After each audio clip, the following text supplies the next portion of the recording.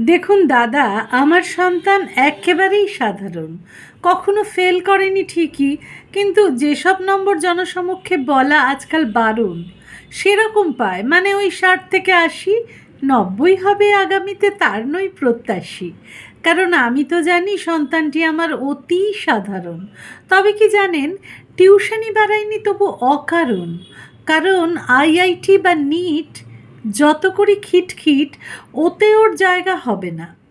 আশাতে লগ্নি করে সময়ের কাছে শুধু থেকে যাবে দেনা।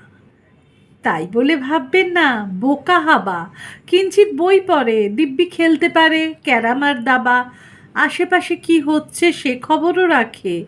দেখেছি খাওয়াতে ছোটে সে মাহারা কুকুর বাচ্চাকে। পাড়ার নেড়িগুলো ওকে দেখলে ল্যাজ নাড়া দেয়, চায় না থামাতে। তবে এসব সাধারণ খুবই, মানুষকে ডেকে ঠিক বলা যায় না।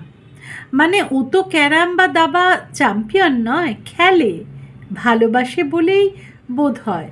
পশুপ্রেমী কোনো সংগঠনের নয় কর্ণধার, এমনিই যত্ন করে সে কুকুরছানার। একেবারেই সাধারণ আমার সন্তান।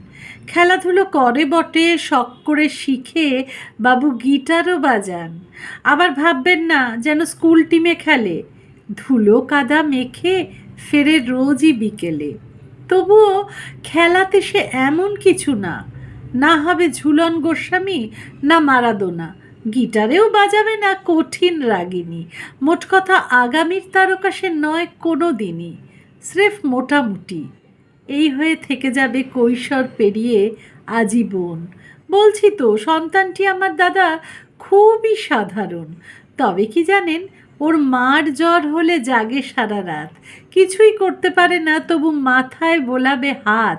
টুকটাক করে আনে দোকান বাজারও, মুড হলে করে কত গল্প হাজারো। ওর হাসি কাঁদা সুখ বিষাদ অসুখ, খুনসুটি ভালোবাসা আর ভুলচুক, তাই দিয়ে আমাদের গোটা সংসারখানা আলো হয়ে থাকে। আগামী আজের কাঁধে বিশ্বাস রাখে। ঘোর ক্লান্তি আর তুমুল অশান্তিতে ওর মুখ দেখলেই স্থির হয় মন। তাই স্টেজে বন্ধুরা ওঠে ও বসে, হাততালি দিচ্ছে যখন, আমি ওর পিঠে হাত রাখি। আমারই মতন ও খুব সাধারণ। সত্যি বলছি দাদা, খুবই সাধারণ।